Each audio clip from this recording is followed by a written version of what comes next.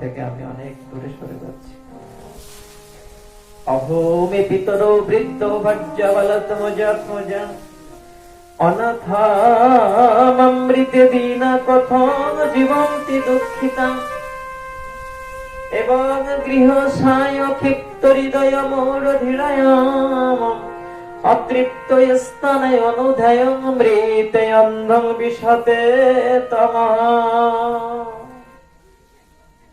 অহম মে পিতর বৃদ্ধ ভজ্জবলতমজাত্মজা। আমার বৃদ্ধ পিতা কি করবে, মা কি করবে, ছেলেটা কি করবে, মেয়েটা কি করবে, আমি যদি না দেখি ওদের কে দেখবে? এবং গৃহসায় ক্ষিপ্ত হৃদয়া, এইভাবে সারা জীবন গৃহের অগণিত দায়িত্ব মাথায় নিয়ে তার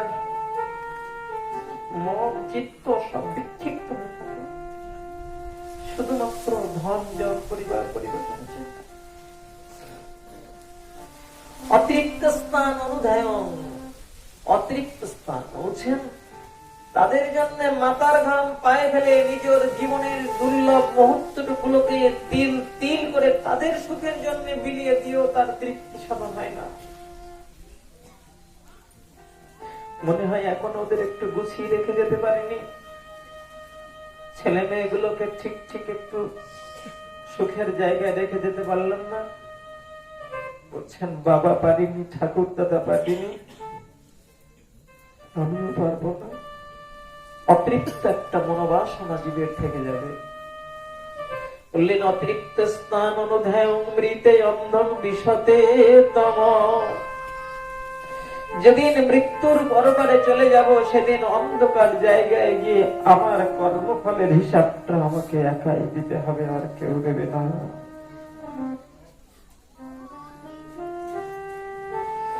আমি বলি ভাগবত করেছি। তাহলে আমি কি করে সংশোধন হতে পারি?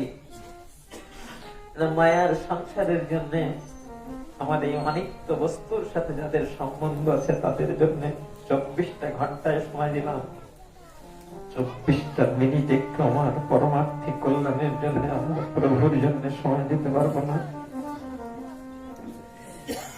24টা মিনিট একটু দিতে পারবো না?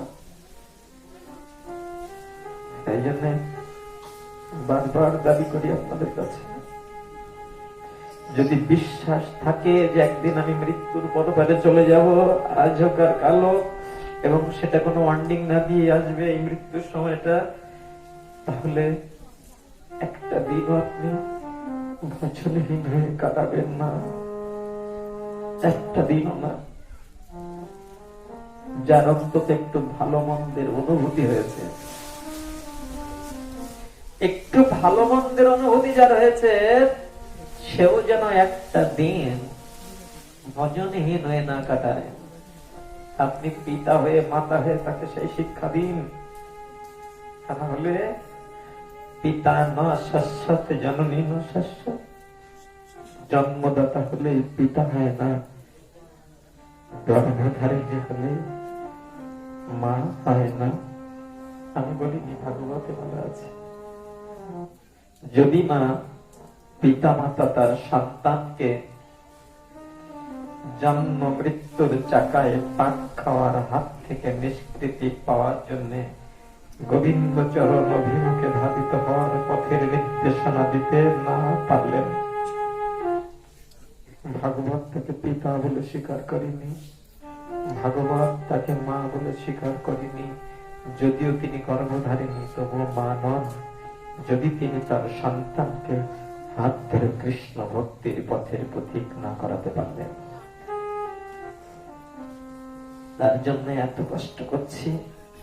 সে আমার একটা কথা শুনবে না, যে বাবা সন্ধ্যাবেলা পড়তে বসবি তার আগে তুই 10টা মিনিট সময়, 15টা মিনিট সময় একটু হাততালি দিয়ে হরিনাম কীর্তন কর, অথবা হাতের আঙুলে সংখ্যা রেখে একটু হরিনাম জপ কর 10টা মিনিট।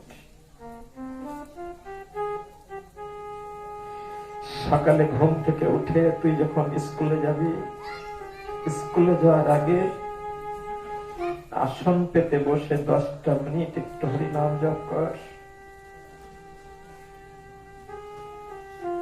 এইভাবে 10-10, 20টা মিনিট সময়, কি 15-15, 30টা মিনিট সময় সকাল সন্ধ্যায় আপনি পিতা হয়ে, আপনি মা হয়ে আপনার সন্তানকে একটু বসাতে পারলেন না যদি, তাহলে সারা জীবন ওদের জন্য মাথার ঘাম পায়ে ফেলে কি খাচ্ছেন, কেন খাচ্ছেন? শুধু দেহটা নিয়ে মহোৎসব করতে চাই, ওর আত্মার কল্যাণ চাই না। কাল নিয়তি যেদিন ফুরিয়ে যাবে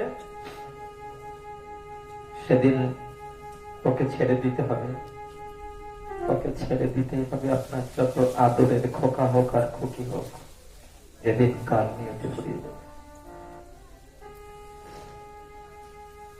আসুন না, শুধু শুনবো না, ভগবত কথা শুধু শুনবো না, তার দুই একটি একটু মেনে চলতে চেষ্টা করি,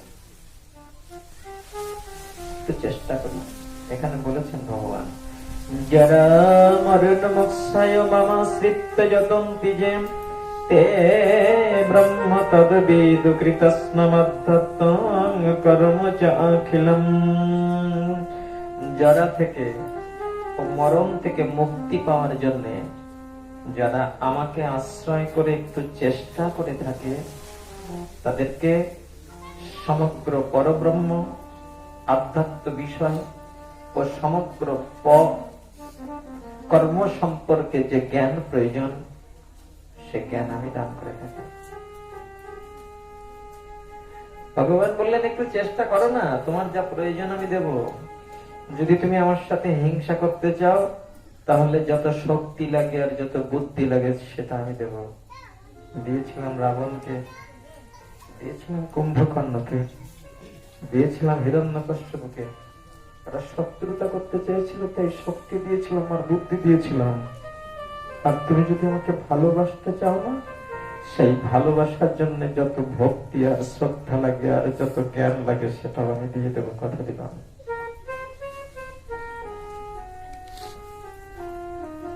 একটু চেষ্টা করি, নিজে চেষ্টা করি, অন্যদেরকে চেষ্টা করবার জন্য একটু অনুপ্রাণিত করি। অন্তত যাদের দায়িত্বটা আমার উপরে আছে, আমি যাদের জন্য মাথার ঘাম পায়ে ফেলে এই সংসারের দায়িত্ব মনে করছি, শুধু নিজে দুটো পেটে খেয়ে বাঁচার জন্য এত খাটতে হয় না, এত শ্রম দিতে হয় না, 24টা ঘন্টা তথ্যের পিছনে ছুটতে হয় না, শুধু পেটে দুটো খাওয়ার জন্য। কিন্তু এত খাচ্ছি কেন? এই মা সংসারের জন্য, যাদের জন্য আমার দুর্লভ মনুষ্য জন্মটাকে আমি তিল তিল করে ক্ষয় করছি, তারা শুধু আমার এই কথাটা শুনবে না, তারা শুধু আমার এই কথাটা শুনবে না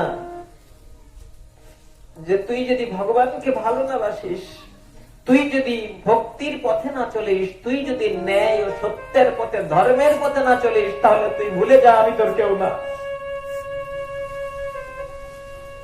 আমার প্রিয়জনকেও যদি এই কথাটা বলতে পারতাম না, এই জগতে অনেক পরিবর্তন হয়ে যেত। এই অপ্রিয় সত্য কথা, যার জন্য আমি এত শ্রম দিচ্ছি, তাকে যদি এটা বলতে পারতাম, তুই যদি ন্যায় বা সত্যের পথে না চলিস, ধর্মের পথে না চলিস, তাহলে তুই ভুলে যা আমি তোর কেউ না।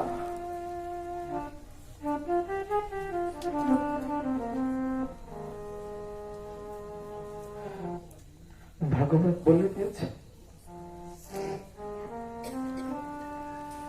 যে পরিণতিটা কি? মহারাজ পরীক্ষিতের কাছে বলছেন সুখদেব গোস্বামী পাদ, যে জগৎ জীব সারাটা দিন এইভাবে কুটুম্ব ভরণের জন্য আর অর্থের পিছনে ছুটছে, আর রাত্রিটা সে নিদ্রা এবং রমণী বিলাসে ব্যয় করছে। তখন পরীক্ষিত মহারাজ জানতে চাইলেন, মুনিবর, আমি তো মাত্র 7 দিন বাঁচবো, আর আমার উপায় কি হবে? এই 7 দিন আমি কি করব? তখন তিনি পরীক্ষিত মহারাজকে একটি দৃষ্টান্ত দিলেন, একটি গল্প শোনালেন। শুনুন মহারাজ, পুরাকালে খট্টাঙ্গ নামে একজন রাজা ছিলেন।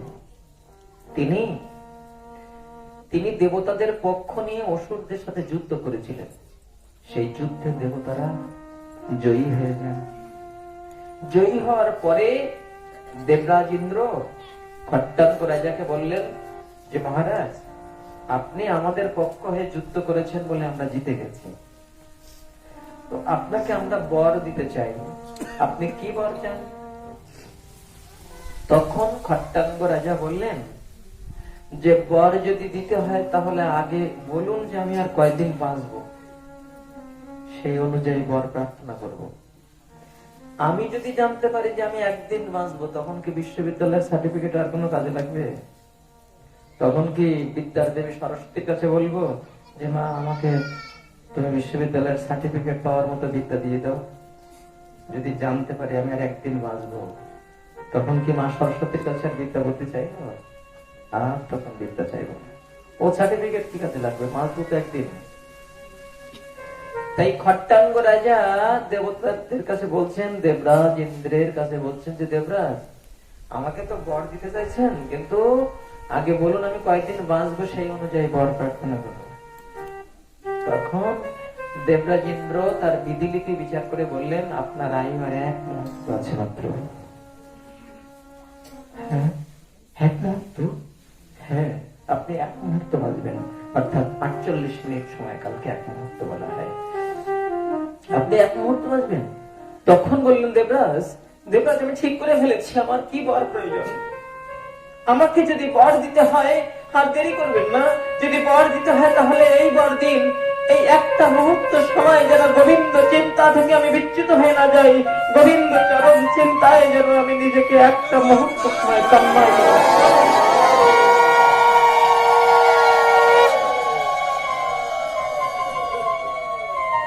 সেই একটা মুহূর্ত কাল সময় গোবিন্দ চরম চিন্তা করে তিনি ঊর্ধ্বগতি লাভ করেছিলেন, দিব্যগতি লাভ করেছিলেন।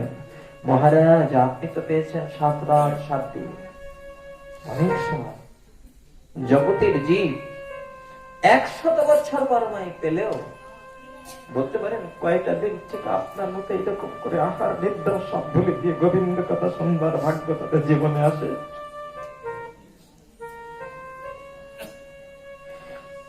আপনার আমার জীবনের যে সময়টা চলে গিয়েছে বলুন তো, তার মধ্যে কয়টা দিন একনিষ্ঠ চিত্তে ওইভাবে একাগ্র হয়ে ভাগবত কথা শ্রবণ করেছি? এই সামান্য একটু সময়, তার মধ্যেও কত চঞ্চলতা। তাই বললেন মহারাজ আপনার জীবনের এই 7 দিন পরমেও কম নয়। বিলে বতরুক্রম বিক্রমণি জ্ঞান শৃণন্তি কর্ণপুটৈ নরস্য জিহ্বা সতি দাতুরিকে দশূতন চাপ গায়তুরু গায় গাথা। মহারাজ যে জিহ্বায় কখনো কৃষ্ণ গুণগান কীর্তন হয়নি, ওই জিহ্বাটা হচ্ছে ব্যাঙের জিহ্বা। ভেক জিহ্বা মানে ব্যাঙের জিহ্বা। কেন না বলছেন ও ভয়ঙ্কর বিপদের কারণ। সে কি, ব্যাঙ যতক্ষণ জিহ্বাটাকে কাজে লাগিয়ে না ডাকে ততক্ষণ ভালো থাকে। যেই না ডাকতে শুরু করে তখন সাপ বুঝতে পারে ওইখানে গেলে আমি খাদ্য পাবো, ওর কাল বিরতি তখন গড়ে আসে। মহারাজ যে জিহ্বায় কখনো কৃষ্ণ গুণগান কীর্তন হলো না, কৃষ্ণ কথা কীর্তন হলো না, ওই জিহ্বাটা হচ্ছে ব্যাঙের জিহ্বার মতো এরকম ভয়ঙ্কর, কাল নিয়তির দিকে টেনে নিয়ে যাচ্ছে। আর যে কর্ণকুহরে কৃষ্ণ কথা শ্রবণ হলো না, ওই কর্ণকুহর দুটো হলো বৃথা ছিদ্র। তাতে আবার কি ক্ষতি? বলছে হ্যাঁ, কোন ঘরের গায়ে যদি বৃথা কোন ছিদ্র থাকে, সেই ছিদ্রের মধ্যে বিষাক্ত পোকামাকড় ঢুকতে পারে। ঠিক তেমনি দুটো কর্ণকুহর নামের ছিদ্র দিয়েছিলাম আমার গুণগান শুনবে তাই, কিন্তু যদি কোনদিন সেই কর্ণকুহরে আমার গুণগান শ্রবণ কীর্তন না হলো, তাহলে জগতের যত বিষয় সম্পর্কিত বিষের কথা আছে ওইগুলো সব আশ্রয় নেবে, ওই বিষাক্ত পোকামাকড়ের মতো এখানে আশ্রয় নেবে, নিয়ে তোমার দেহ মন্দিরটাকে ধ্বংস করে দেবে। এই কর্ণকুহরে যদি কখনো হরি কথা শ্রবণ না হলো, কৃষ্ণ কথা শ্রবণ না হলো, ভাদুপরং পট্ট কিরীট দুষ্টমপ্পমুত্তমঙ্গং ন নমিন মুকুন্দম সাবৌ করুণ কুরুতে সপর্যং হরির লসত কাঞ্চন কঙ্কন বা। মহারাজ শুনুন, যে মাথাটা কোনদিন গোবিন্দ চরণে ভুলুণ্ঠিত হয়ে প্রণাম করলো না, ওই মাথাটা বৃথা ভার। এখন একথা শুনলে আমরা বলবো, কেন বাবা প্রণাম করি তো, যখন কোন মন্দিরের পাশ দিয়ে যায় যেখানে ভগবানের বিগ্রহ থাকে সেখানে তো এভাবে প্রণাম করি। বলছেন 32 প্রকার সেবা অপরাধের মধ্যে একটি সেবা অপরাধ হচ্ছে এক হাত দিয়ে ভগবানকে প্রণাম করা। 32টি সেবা অপরাধ আছে। কোথায় লেখা আছে? আমাদের বরাহ পুরাণে। গতকাল বলেছিলাম না যে এই 18খানা পুরাণ থেকে যদি কিছু বলি আপনারা বিশ্বাস করবেন কিনা? একটাও আমার কথা বলবো না। কি বলবো? ওই 18খানা পুরাণ থেকে কোনো না কোনো পুরাণের হয়তো কোনো একটা কথা এসে গেল, আপনি বিশ্বাস করবেন কিনা? বিশ্বাস করা উচিত। মেনে চলবো কিনা সেটা সামর্থ্যের উপরে নির্ভর করবে। সবাই সব কথা মেনে চলতে নাও পারে, কিন্তু প্রথম শর্ত হলো বিশ্বাস করা। এক হাত দিয়ে ভগবানকে প্রণাম করা একটি সেবা করা। ভগবানের মন্দিরের দিকে পা খুলে দিয়ে, পা ছড়িয়ে দিয়ে বসা একটি সেবা অপরাধ। যেখানে ভাগবত রয়েছে, ভগবানের বিগ্রহ রয়েছে, বা যেদিকে এই ভাগবত হচ্ছে ভগবানের একটি বিগ্রহ, এই যেখানে ভাগবত রয়েছে, যেখানে ভাগবত কথা হচ্ছে, সেদিকেও পা ছড়িয়ে দিয়ে বসা একটি সেবা অপরাধ। এরকম মন্দিরে বসে আছি, মন্দিরের দরজা খোলা আছে, সেই সময় আমি আমার ব্যক্তিগত কথা বলছি, বলে এটা সেবা অপরাধ। যখন মন্দিরে থাকবো, মন্দিরের দরজা যতক্ষণ খোলা থাকবে ততক্ষণ ভগবানের বিগ্রহের দিকে থাকবে আমার লক্ষ্য, এবং কথা যদি বলতে হয় সেখানে কৃষ্ণ কথা ছাড়া অন্য কোনো কথা বলা সেবা অপরাধ। মন্দিরের বিগ্রহের সম্মুখে অন্য কাউকে প্রণাম করা সেবা অপরাধ। যেখানে ভগবানের বিগ্রহের দরজা খোলা আছে, মন্দিরের দরজা, সেখানে প্রণাম কেবলমাত্র ভগবানই পাবেন, আর কেউ না। অন্য কাউকে প্রণাম করতে গেলে মন্দিরের দরজাটা বন্ধ করে দিয়ে প্রণাম করতে হবে। এইগুলো সব সেবা অপরাধ। এইরকম 32 প্রকারের সেবা অপরাধ রয়েছে। তার মধ্যে একটি সেবা অপরাধ হলো এক হাত দিয়ে ভগবানকে প্রণাম করা। না, অন্তত কমপক্ষে পঞ্চাঙ্গ বা ষষ্ঠাঙ্গ প্রণাম যদি নাও পারি, অন্তত হাত জোড় করে যেন মাথাটা নিচু করে ভগবানকে একটু ভক্তি শ্রদ্ধা নিবেদন করে যায়। হয়তো বলবো, বাবা আমি তখন সাইকেল চালিয়ে যাচ্ছিলাম বা মোটর সাইকেল চালিয়ে যাচ্ছিলাম, যদি আমার প্রণাম করতে ইচ্ছা হয় অন্তত তখন একটু সেখানে যানবাহনটা রাখবো, যদি সুযোগ থাকে রাখবো, রেখে অন্তত 2 হাত দিয়ে তাকে একটু প্রণাম করে চলে যাব। এতে এমন বেশি ক্ষতি হবে না। ভাগবত বলছেন, ভার পরম পট্ট কিরীট জ্যেষ্ঠ উত্তম অঙ্গম নামেন মুকুন্দম। যে মাথাটা কোনদিন ভুলুণ্ঠিত হয়ে ভগবানকে প্রণাম করলো না, ওই মাথাটা হচ্ছে বৃথা ভার মাত্র। ওই মাথাটা বৃথা ভার। তো বললেন, ভার হয়েছে মাথা, তাতে ক্ষতি কি? আমি তো বই নিয়ে বেড়াচ্ছি। না, এখন বোঝা যাবে না, বোঝা যাবে ক্ষতিটা সেই দিন যেদিন বৈতরণী পার হব। কি পার হব? বৈতরণী। সেই নদীটার নাম বৈতরণী। নাম বৈতরণী কেন? ওই নদীতে কোন নৌকা পাওয়া যায় না, বিনা নৌকায় পার হতে হয়, তরণীবিহীন নদী। মৃত্যুর পরে প্রথমে জীবকে পার হতে হয় বৈতরণী। যারা জমমার্গে যাবে, যারা আপনাদের মতো সাধুজন হয়তো জমমার্গে যাবে না, আপনারা দিব্য বিমানে চলে যাবেন, বিষ্ণুদূত হয়তো আপনাদের নিয়ে যাবে। কিন্তু আমার মতো এরকম পাপী যারা, যারা ভজন বিচ্ছিত, তাদেরকে জম মার্গের পথে যেতে হবে।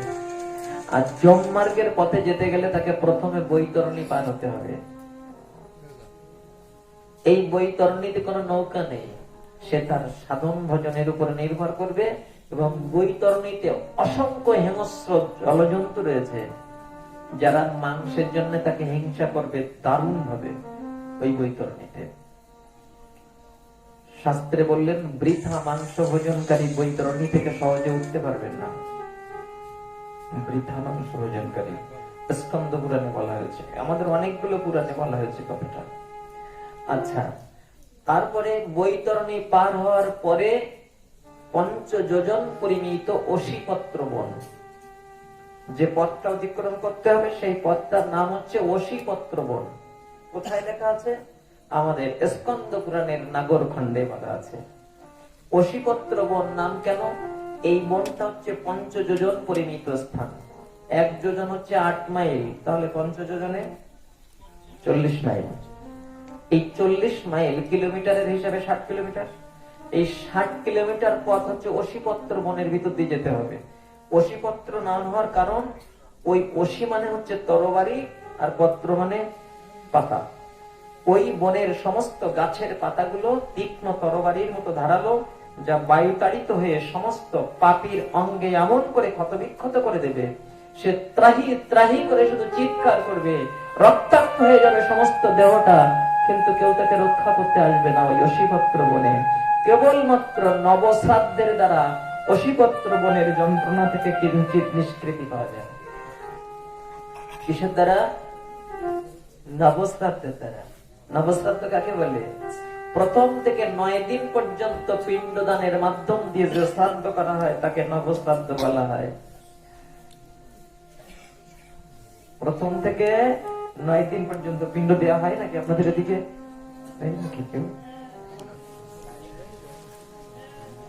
হ্যাঁ, দেই না আমরা।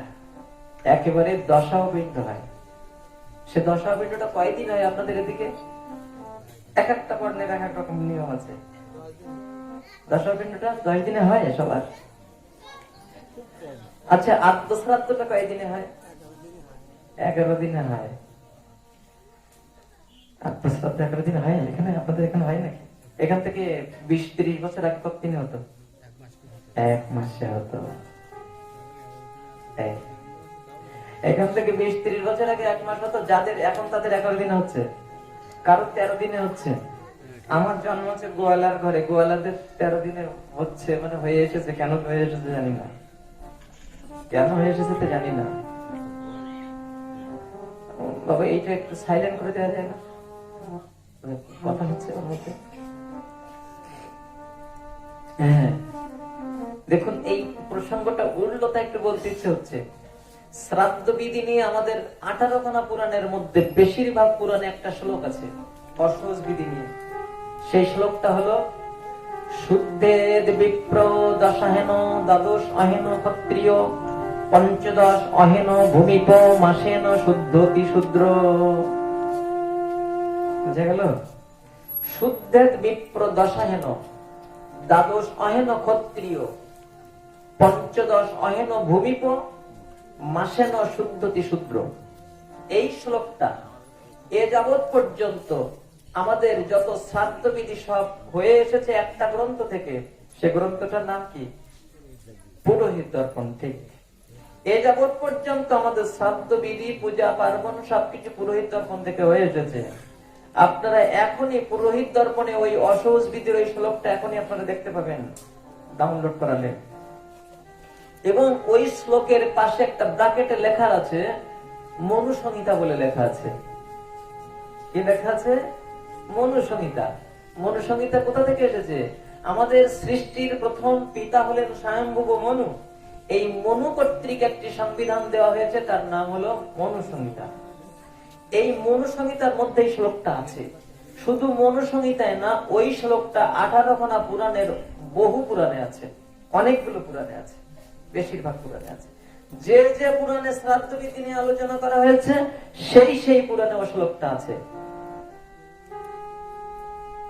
শ্লোকটার অর্থ কি? ব্রাহ্মণ 10 দিনে শুদ্ধ হয়, ক্ষত্রিয় 12 দিনে শুদ্ধ হয়, বৈশ্য 15 দিনে শুদ্ধ হয়, আর শূদ্র 1 মাসে শুদ্ধ হয়। এই বলা আছে। এই শ্লোকটার অর্থ হলো এই।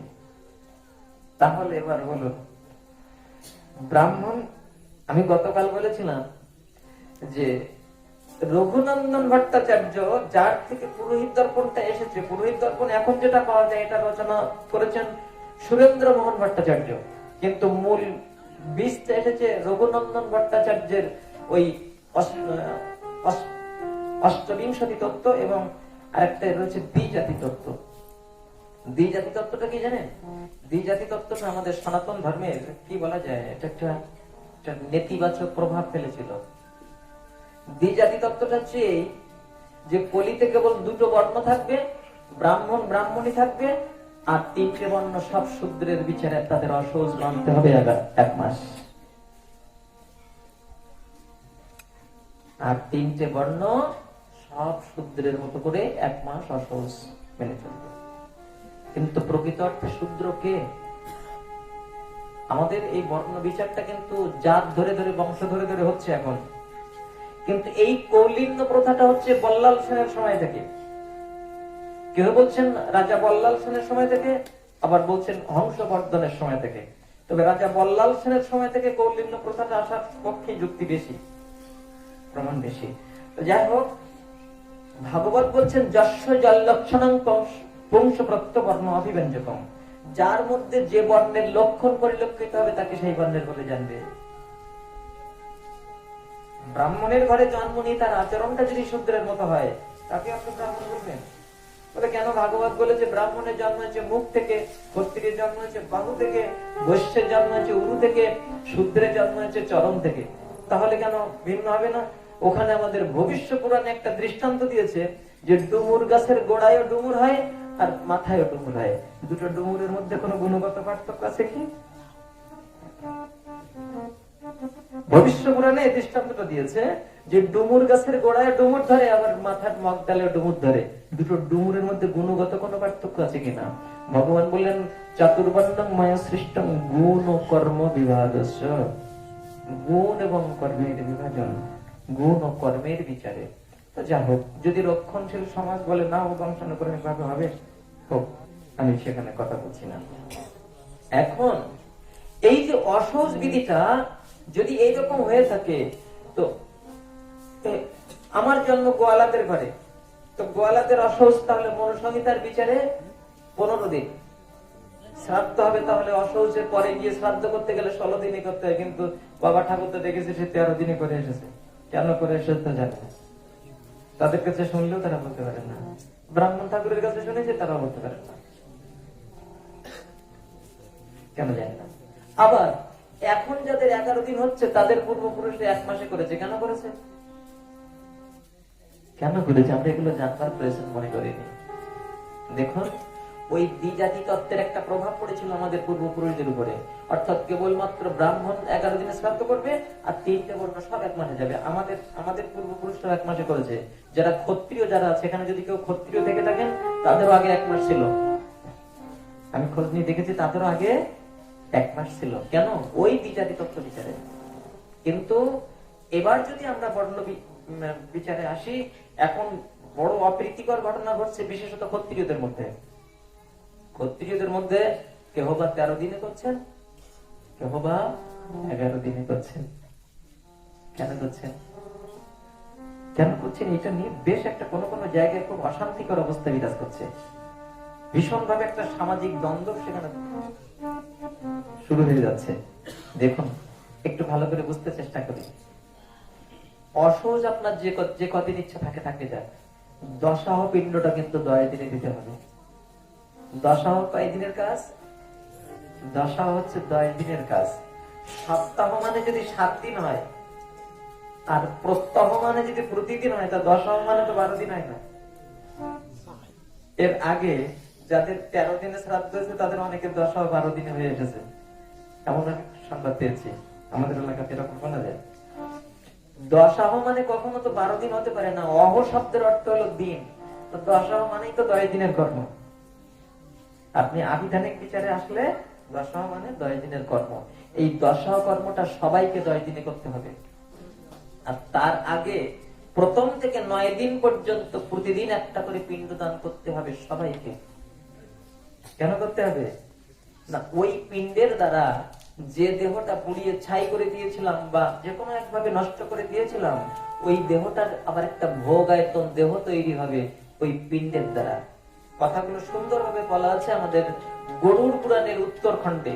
প্রথম দিনের পিণ্ড দ্বারা মস্তক তৈরি হবে, দ্বিতীয় দিনের পিণ্ড দ্বারা